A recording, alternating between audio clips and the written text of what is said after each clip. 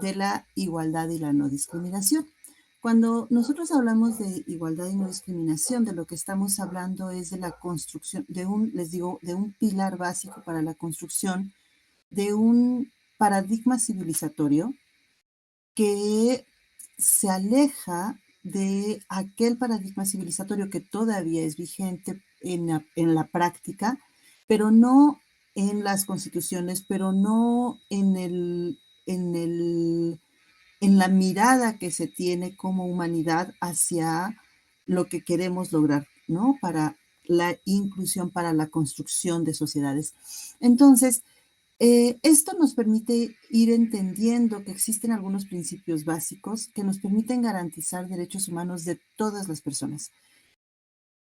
Hablar de los derechos humanos de todas las personas y hacerlo con el énfasis en todas las personas o inclusive o principalmente o con atención especial a grupos de atención prioritaria que han estado histórica y sistemáticamente en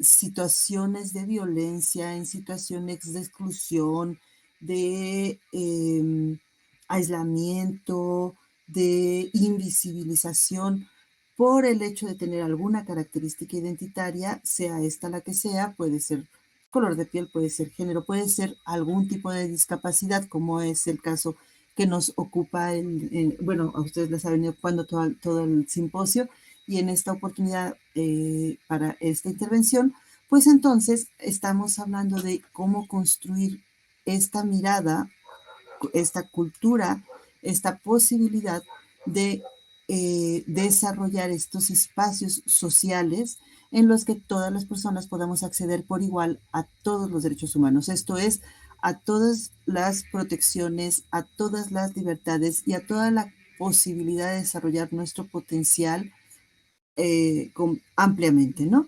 Entonces, de esto hablamos cuando hablamos de qué son los derechos humanos. ¿Quién tiene los derechos humanos? Bueno, hablo de todas las personas, pero ¿cuáles son estos derechos humanos? ¿Qué son estos derechos humanos? Fíjense que, como les vengo diciendo, hablar de derechos humanos es hablar de este cambio de paradigma civilizatorio. Hablar de un cambio de paradigma civilizatorio implica entonces generar una serie de valores, es decir, ir a la base axiológica que nos permita que estos valores se conviertan en elecciones y actitudes que van a estar normadas o que están en este momento ya siendo normadas desde hace años, desde hace algunos siglos empezó, ¿no? Ah, para la inclusión de todas las personas, para el desarrollo de todas las personas, dice el primero de la Declaración Universal de los Derechos Humanos, que es para todas las personas independientemente de nuestras características identitarias. ¿Qué? Pues este conjunto de derechos, este conjunto de libertades fundamentales, es decir, libertades que están protegidas por las constituciones, que están protegidas por un marco normativo para el disfrute de la vida humana en condiciones de plena dignidad. Se definen entonces como intrínsecos a toda persona por el mero hecho de pertenecer al género humano. Y esto es muy importante porque fíjense que entonces nos tenemos que preguntar por qué algunas personas viven o vivimos unas formas de violencia por ser como se es. ¿Por qué, por ejemplo, niñas, niños y adolescentes viven unas formas de violencias en las que socialmente se ha aceptado que se les puede pegar, ¿no? Por ejemplo. O porque las personas adultas mayores viven algunas formas de violencia en las que socialmente se reproduce que pareciera que pueden ser ignorados o ignoradas, que cuando se trata de temas que son, por ejemplo, de su salud, muchas veces ni siquiera se les explica, sino que se explica a la persona que está al lado. Y estas formas de violencia, estas formas de invisibilizar a las personas, devienen pues de una mirada que de alguna manera ha ido jerarquizando las formas de ser humano, considerando que existen unas cualidades o unas características, quiero decir mejor, unas características que se consideran cualidades superiores entonces a las otras formas de ser humano. Entonces, hacer este énfasis en que es a toda persona por el mero hecho de pertenecer al género humano, entonces nos obliga a preguntarnos si acaso hoy por hoy, en pleno siglo XXI, seguimos actuando a pesar de tener los instrumentos de derechos humanos que nos hablan sobre la igualdad de todas las personas, seguimos actuando como si hubiese algunas personas que valiesen más que otras. Y si no todas las personas podemos acceder por igual a todos los derechos humanos, aun cuando pertenecen a todo el género humano, entonces estaríamos actuando como si hubiese infrahumanos. Entonces, a partir de esa pregunta es que justamente la construcción de derechos humanos va actuando para generar no solamente eh, sí obligaciones, por supuesto, sí todo un marco normativo, por supuesto, pero también, y muy importante, una, un cambio cultural, una revolución, digamos, en este sentido, para generar entonces estas condiciones o esta mirada o esta forma de relacionamiento en la que nos reconocemos como iguales todas las personas. Para ello, bueno, hay una serie de previsiones normativas, de previsiones que protegen la integridad de todas las personas, como ustedes lo saben. Nos dice entonces el Instituto Interamericano de Derechos Humanos que entonces, cuando hablamos de los derechos humanos, cuando hablamos de los derechos de todas las personas, de lo que estamos hablando es de este conjunto de obligaciones legales o jurídicas de los estados que se establecen para crear condiciones para que toda la población goce de una vida digna, sin discriminación o sufriendo necesidades o limitaciones que les impidan desarrollarse con todo su potencial, con bienestar y felicidad. Esto nos obliga a las personas servidoras públicas, por supuesto, entonces. ¿Y a qué nos obliga? Ustedes lo han escuchado muchas veces, nos obliga a respetar, proteger, promover y garantizar. Respetar, proteger, promover y garantizar. Es decir, a actuar para que los derechos humanos sean una realidad en la vida de todas las personas y a poner límites en nuestra actuación para no transgredir, para no violentar a la persona en su dignidad, es decir, en los derechos humanos de cada quien. De manera tal que hablamos entonces de un conjunto de protecciones y obligaciones del Estado. Un Estado de derechos humanos es un Estado garante de los mismos. Es decir, no estamos hablando de, como se hablaba hasta hace muy poco tiempo, de eh, que se otorgan los derechos humanos. A partir de la reforma del 2011 en nuestra Constitución, en el primero constitucional se dice claramente que se reconocen los derechos humanos de las personas por parte del Estado. Y eso obliga entonces al Estado a actuar o con base en estos derechos fundamentales y entonces con base en este principio básico de los derechos humanos que es la dignidad del ser humano. Es tan importante este principio que, fíjense, es base y condición de todos los demás derechos, pero también se reconoce como un derecho fundamental, pero también se reconoce como un principio, como un pilar que guía la práctica de los derechos humanos y también se reconoce como parte de, de esta base axiológica de la que hablaba, es un valor fundamental que tal vez sostiene o es la red que sostiene toda esta base axiológica, la dignidad junto con el principio de igualdad y no discriminación. Estos dos pilares guían toda la comprensión, toda la práctica, toda la mirada de derechos humanos. Implica entonces la comprensión de la persona como titular y sujeto de derechos. Es decir, se reconoce que de manera, hace un momento les decía, que de manera histórica y sistemática ha habido algunas características identitarias, es decir, grupos de personas que por ser como son o por ser como somos, han o hemos vivido una serie de violencias estructurales por parte del Estado, de violencias culturales, los chistes, los señalamientos, la invisibilización, el utilizar la característica identitaria para denigrar a la persona, y que dan, digamos que una especie de permiso social para las violencias directas. Justamente esto es lo que se plantea como aquello que se debe de modificar, se debe de acabar, a partir de este concepto de la dignidad innata, positiva, que fomenta la sensación de plenitud y satisfacción y que refuerza la personalidad. Bueno, en tanto que este valor supremo, les digo, que está reconocido en el artículo primero de nuestra Constitución, que nos reconoce como seres singulares, con calidad única y excepcional, eh, nos, nos invita, nos obliga, nos lleva a respetar y proteger integralmente los derechos humanos de todas las personas sin excepción alguna, reconociendo este valor intrínseco, reconociendo que cualquier característica identitaria que nosotras, nosotros o nosotros podamos tener, eh, no tendría por qué ser ningún tipo de pretexto para violentar la dignidad de las personas. Entonces, la dignidad no solo es un derecho, es en sí misma la base de todos los derechos.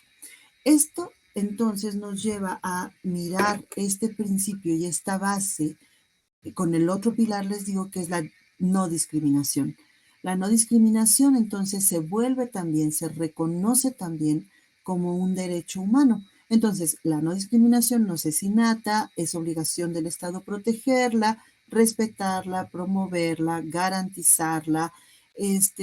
Forma parte de la base axiológica para la construcción de un paradigma civilizatorio en el que los derechos humanos sean una realidad, reconoce la singularidad. Todo esto que he venido diciendo es exactamente las características de este principio y de este derecho humano, la igualdad y no discriminación. Tan es así que todas las constituciones modernas la reconocen. Y uno de los primeros llamados a reconocerla, a practicarla, a defenderla, se encuentra justamente en la Declaración Universal de los Derechos Humanos de 1948, de la que les hablaba, en la que dice, ¿no?, que todas las personas nacemos libres e iguales en dignidad y derechos. Y esto es muy importante porque quiere decir que las personas no tenemos que ser iguales físicamente, no tenemos que pensar igual, no tenemos que creer igual, no. En lo que tenemos que reconocernos iguales es en esta dignidad, es decir, en esta singularidad, en esto que he venido hablando, y por lo tanto en este acceso a todos los derechos humanos, independientemente de cualquier característica identitaria. Y después dice, y dotados como estamos de razón y de conciencia, debemos comportarnos fraternalmente unas y unos con otros y otros, y en fin. Como, como históricamente ha habido daños puntuales a grupos específicos por la característica identitaria, por estar en un paradigma civilizatorio diferente que permitía esta exclusión, que permitía el señalamiento, que, en fin, que dañaba la dignidad de las personas, entonces, al reconocer que se ha hecho este daño de manera histórica y sistemática, entonces se empieza a poner en el centro de la atención y de la acción a los grupos de atención prioritaria. Los grupos de atención prioritaria justamente son aquellos que han sido empobrecidos, que han sido vulnerados, que han sido puestos en contextos vulnerantes a lo largo del tiempo por su característica identitaria, ¿no? O que el mismo hecho de haber sido puestos en contextos vulnerantes y vivir estas violencias derivadas forma parte de la característica que hoy está identificando estos grupos, ¿no? Entonces, para esto es que, por ejemplo, se ponen en el centro de la temática los días mundiales, eh, de las diferentes temáticas, ¿no? Como ustedes lo saben, este domingo que pasó fue la celebración del Día Mundial de la Lucha contra la Lepra y tiene un objetivo concreto: concientizar al mundo de esta enfermedad y reducir el estigma de las personas que padecen la lepra, ¿no? O que están afectadas por ella. Entonces, en este sentido, hablar de las personas afectadas por la lepra y de la discriminación, de las violencias que se viven, nos habla pues de los determinantes sociales, es decir, los elementos de la estructura social que condicionan la posición en que que las personas alcanzan en la sociedad y que tienen un efecto directo en la distribución de los problemas o de los factores productores de la salud. La necesidad de establecer cómo las desigualdades injustas en la distribución de los bienes sociales, cualquiera de estos que ustedes pueden ver en pantalla, eh, se manifiestan generando diferencias injustas en el estado de salud de los grupos sociales, en este caso de las personas afectadas por la lepra y sus familiares.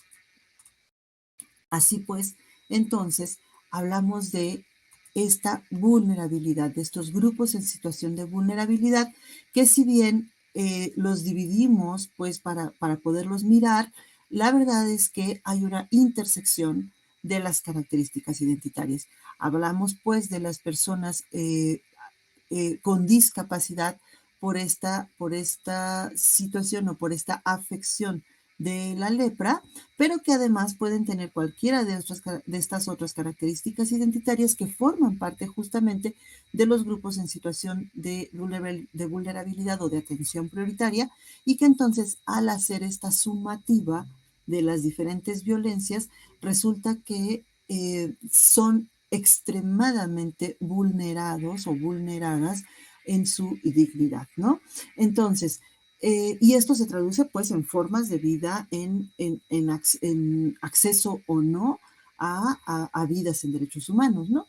Entonces, la vulnerabilidad, nos dice la Comisión Nacional de los Derechos Humanos, es esta condición de una mayor indefensión en que se puede encontrar una persona, grupo o una comunidad, y nos dice que podemos, o las personas podemos llegar a ser vulnerables porque no cuentan con los recursos necesarios para satisfacer las necesidades básicas del ser humano. Es decir, estamos hablando de que derechos humanos llave, como por ejemplo el derecho a la salud o el derecho al agua potable, son llave porque abren la posibilidad de acceder a todos los demás derechos. Bueno, alimentación, salud, agua, educación, la vida misma, son derechos humanos llave. Y bueno, resulta que son justamente los derechos humanos que se ven más afectados por estas condiciones de vulneración que se ejercen socialmente, ¿no? Esta desigualdad, esta exclusión, esta discriminación, esta marginación, por mencionar solo algunos, porque generan pues estos inseguridad, esta indefensión, consecuencia del impacto provocado por algún tipo de evento económico-social de carácter traumático, y que nos lleva entonces a plantear cuál es el manejo de recursos y estrategias para enfrentar los efectos del evento. Si todas las personas somos titulares de derecho y todas las personas entonces estamos obligadas a respetar los derechos humanos de las demás personas, porque vivimos en un Estado garante de derechos humanos, en tanto que Estado democrático, en tanto que nuestra Constitución así lo dice, en tanto que formamos parte del cuerpo o del corpus internacional que se rige por esta normativa, entonces tenemos que irla viendo reflejada en nuestras leyes internas y en nuestras prácticas cotidianas. Entonces, fíjense que la Ley de Desarrollo Social en su artículo 5, fracción 1, nos dice: son aquellos grupos de población y personas que por diferentes factores o la combinación de ellos enfrentan situaciones de riesgo o discriminación que les impiden alcanzar mejores niveles de vida y por lo tanto requieren de la atención e inversión del gobierno para lograr su bienestar. Si estamos hablando de una discapacidad, de que las personas afectadas por la lepra y sus familiares son personas que pertenecen al grupo de atención prioritaria de las personas con discapacidades, que además se pueden atender, que además son puede incorporarse a las personas eh, a una vida satisfactoria, entonces urge mirar cuáles son las formas en que se van a planear, a implementar y monitorear las acciones enfocadas en trabajar con las personas afectadas por la lepra para identificar actitudes, creencias y prácticas que son negativas y sistematizar esta información. ¿Cuántas ustedes lo han de vivir diario? ¿Cuántas creencias tenemos, por ejemplo, sobre la manera de contagio? ¿No? ¿Cuántas ignorancias tenemos, por ejemplo, sobre que si es una persona que está en tratamiento, pues sáquenme del error, pero es una persona entonces que no representa que su saliva no representa, por ejemplo, un riesgo alto de contagio, ¿no? Pero estas ignorancias o esta falta de educación social o estas creencias, prácticas y actitudes negativas siguen permeando en la relación constante de lo social. Entonces, hace falta trabajar con esta temática para ir reconociendo socialmente cuáles son las reales formas en que tenemos que estar incorporando a las personas afectadas por lepra y sus familiares, ¿no? Para también proveer oportunidades para compartir experiencias, desarrollar nuevas actitudes y adquirir nuevas habilidades, así como trabajar en alianzas para promover el ajuste o abolición de las leyes que implican discriminación.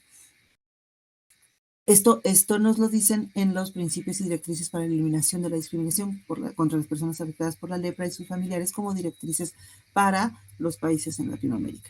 Entonces, esta discriminación es un derecho, o la no discriminación, la igualdad y no discriminación es un derecho, forma parte de un cuerpo jurídico internacional, regional y nacional, y por lo tanto, al ser un derecho, es universal, inalienable, irrenunciable e indivisible. Es un principio, pues al ser entonces un principio, debe de ser transversal a toda la acción pública, diseño, implementación y evaluación de acciones, programas y políticas de los estados en todos sus niveles de gobierno y conducta, ¿no? Entonces decía, esta base axiológica que nos permite conducirnos eh, eh, de manera tal que no aceptamos formas de trato injusto e inmerecido, que no aceptemos actuar desde prejuicios, estereotipos y estigmas sociales que justifican entonces desigualdades sociales. Es decir, lo que les comentaba, ¿no? Si existen una serie de violencias, de creencias, de prejuicios, estereotipos culturales, entonces y que manifestamos, les decía, ¿no? Desde los chistes, muchas veces desde las invisibilizaciones, muchas veces desde la mofa, en fin, esto va permitiendo o va alimentando las otras formas de violencias estructurales y directas. Entonces, la discriminación como restricción al ejercicio o goce pleno de los derechos es injustificada, ya que busca menospreciar o dañar la dignidad de las personas. Y está basada siempre en esta idea de jerarquización del ser humano, esta idea determinista que pretendería que existen características identitarias superiores a otras, ¿no? Esa idea normocentrista de la que hoy por hoy, desde la perspectiva de los derechos humanos, buscamos no solo alejarnos, sino construir, les decía, una nueva forma de paradigma civilizatorio que deje atrás esa mirada, ¿no? En este sentido, la Ley Federal para Prevenir y Eliminar la Discriminación define discriminación y nos dice, es toda distinción, exclusión o restricción que, basada en el origen étnico o nacional, sexo, edad, discapacidad, condición social o económica, condiciones de salud, embarazo, lengua, religión, cualquier otra característica que tenga por efecto impedir o anular el reconocimiento o el ejercicio de los derechos y la igualdad real de oportunidades de las personas. También se entenderá como discriminación la xenofobia y el antisemitismo en cualquiera de sus manifestaciones. Entonces, es toda distinción, exclusión o restricción que se base en una característica identitaria, principalmente cuando estas características, o claramente cuando estas características identitarias han sido, han sido relacionadas históricamente con o jerarquizando, o que han llevado a jerarquizar al ser humano por tener o no dichas características identitarias, y que entonces llevan a las personas a a vivir claramente esta discriminación. Es decir, hay una acción o hay una omisión de acción. Toda distinción, exclusión, restricción o preferencia, por acción o por omisión, con intención o sin ella, que no sea objetiva, racional ni proporcional. Sabemos que no es objetiva, racional y proporcional, y además vemos el efecto que tiene, ¿no? Tiene por objeto o resultado que obstaculiza, restringe, impide, menoscaba o anula el reconocimiento, goce o ejercicio de los derechos humanos y libertades. ¿Y cuál es la causa de este efecto y de esta acción u omisión? Pues cualquiera de las características identitarias que podemos ver enlistadas aquí, o que aunque no estén enlistadas aquí, puedan tener como consecuencia esta distinción, exclusión, restricción o preferencia, ¿no? Entonces, eh, entonces, cuando hablamos de estos agentes y contextos vulnerantes, cuando hablamos de estas violencias que se ejercen hacia las personas, entonces estamos hablando de que estamos ejerciendo, que estamos alimentando, que estamos eh, eh, dando lugar a que continúen teniendo vida una serie de factores que contribuyen a la desigualdad. Por ejemplo, los roles y estereotipos, los prejuicios, la discriminación, la violencia, el abuso de poder. Y entonces podemos darnos cuenta, pues, de que nos seguimos rigiendo por estos estereotipos, por estos prejuicios, y que estigmatizamos a las personas en una serie de actividades cotidianas, ¿no? Te pido que miremos si es que todavía formamos parte del grupo que estigmatiza, que vulnera, que eh, juzga a las personas por cualquier característica identitaria. Por ejemplo, dice aquí, estas imágenes o ideas comúnmente aceptadas que están basadas en las características que se le atribuyen a una persona o a un grupo de personas, que se generalizan estas características a todas las personas pertenecientes a un grupo sin hacer un análisis objetivo. Y entonces se construye un modelo generalmente negativo de esa persona o grupo de personas. Esta idea invade todas las esferas de la vida de la persona.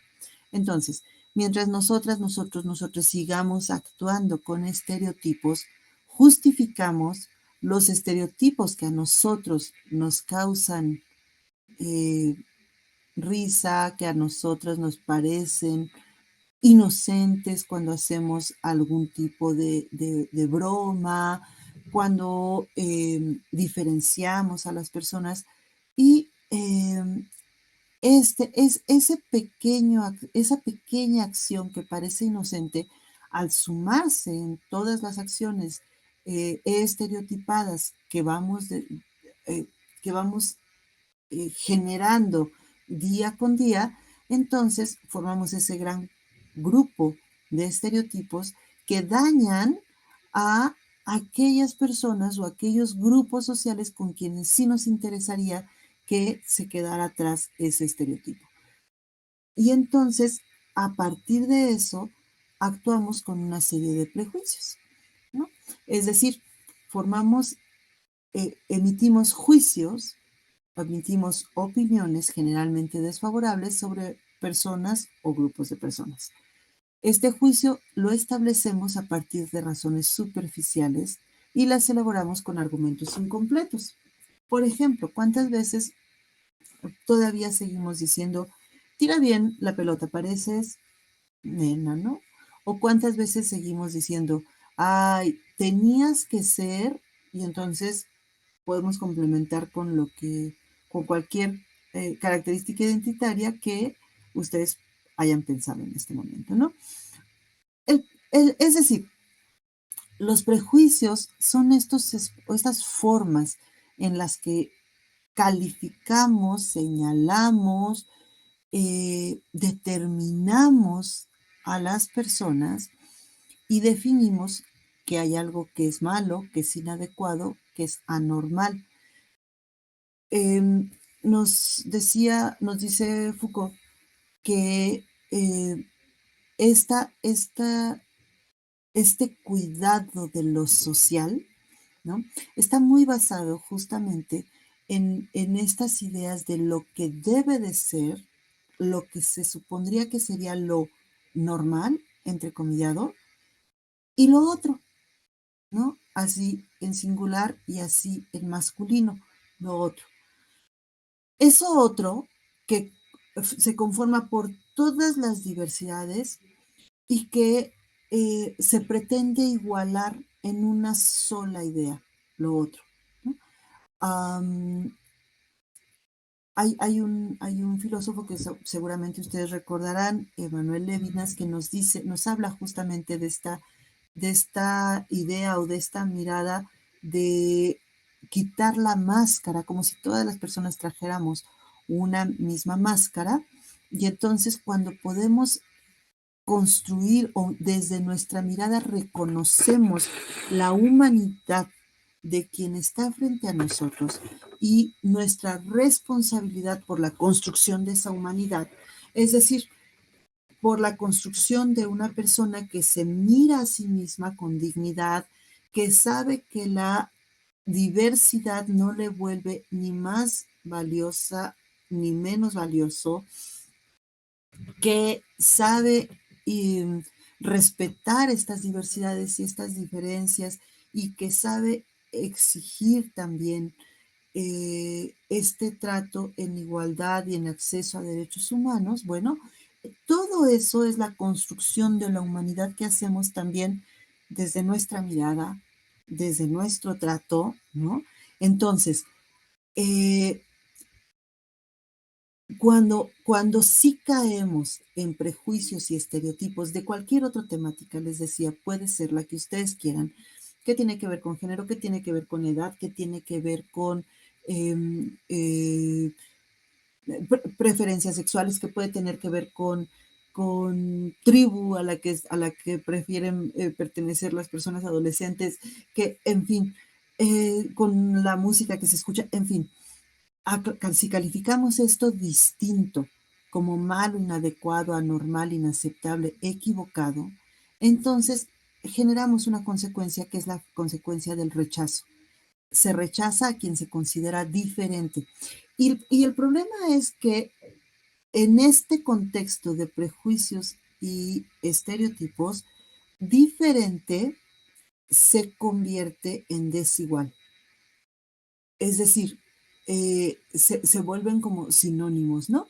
Entonces, si no entras en la manera en la que se ha considerado desde el normocentrismo, desde esta idea o esta construcción que también es eh, tenemos poco tiempo para platicar sobre esto, pero ustedes lo tienen muy claro y muy presente seguramente, ¿no? Esta, esta construcción que se hace desde el uso inadecuado de, de la intervención científica para justamente determinar las formas deseables de ser humano y calificar las otras, entonces damos por resultado esta condición, atributo, rasgo o comportamiento que hace que las personas portadoras de un estigma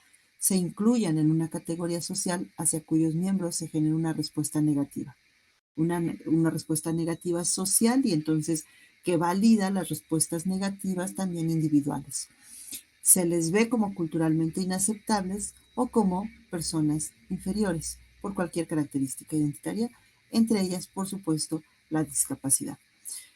Entonces, fíjense, de lo que he venido diciendo es que existen una serie de discursos dominantes o de poder, y que esos discursos dominantes o de poder todavía están presentes, todavía están dominando, pero que en este momento, tiene un tiempo ya atrás, han venido siendo cuestionados fuertemente por una perspectiva de derechos humanos para dejar atrás esta construcción normocentrista, esta construcción determinista y biologicista en la que se pretende que existen formas deseables, superiores y hegemónicas de ser humano, y lo demás es el otro jerarquizado, ¿no?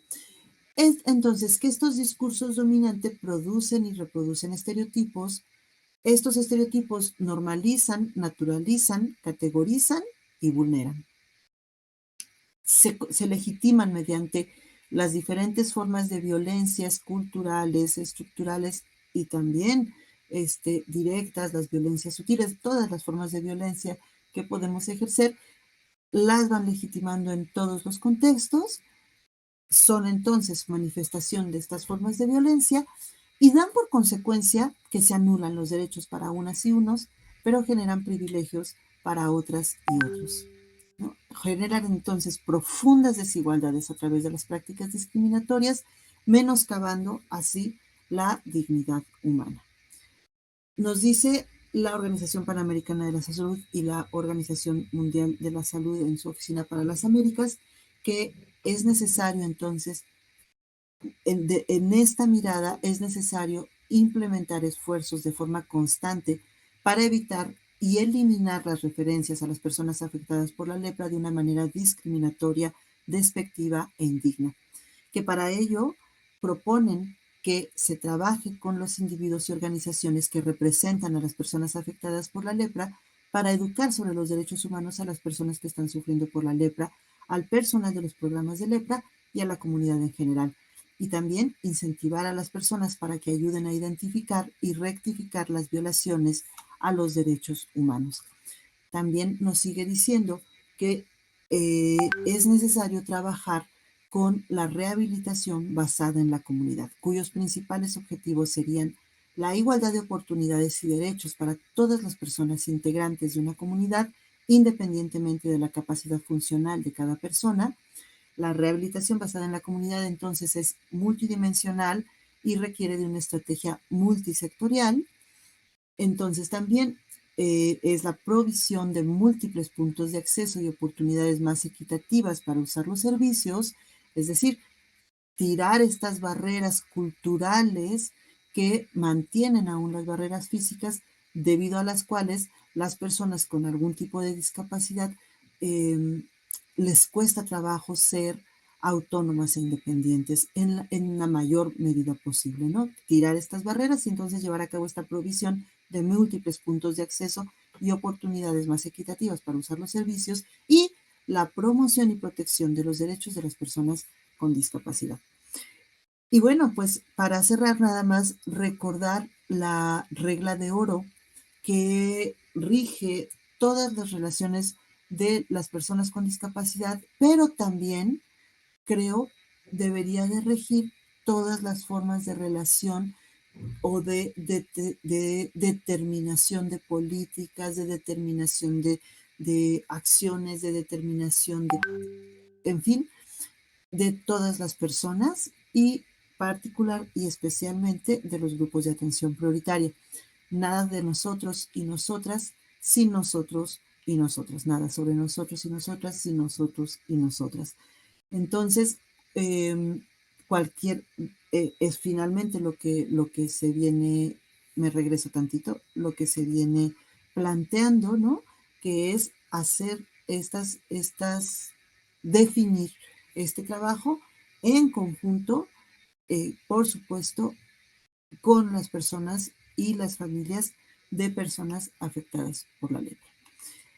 Eh, sería mi intervención por el día de hoy. Les agradezco mucho, les felicito por esta jornada que han tenido y les agradezco mucho por estar prestando atención en esta, que creo que ya es la última de sus actividades. Cedo el uso de la voz y bueno, dejo ahí mis datos por cualquier cosa que quisieran comentar o eh, este, ponerse en contacto. Les voy a dejar también el correo electrónico.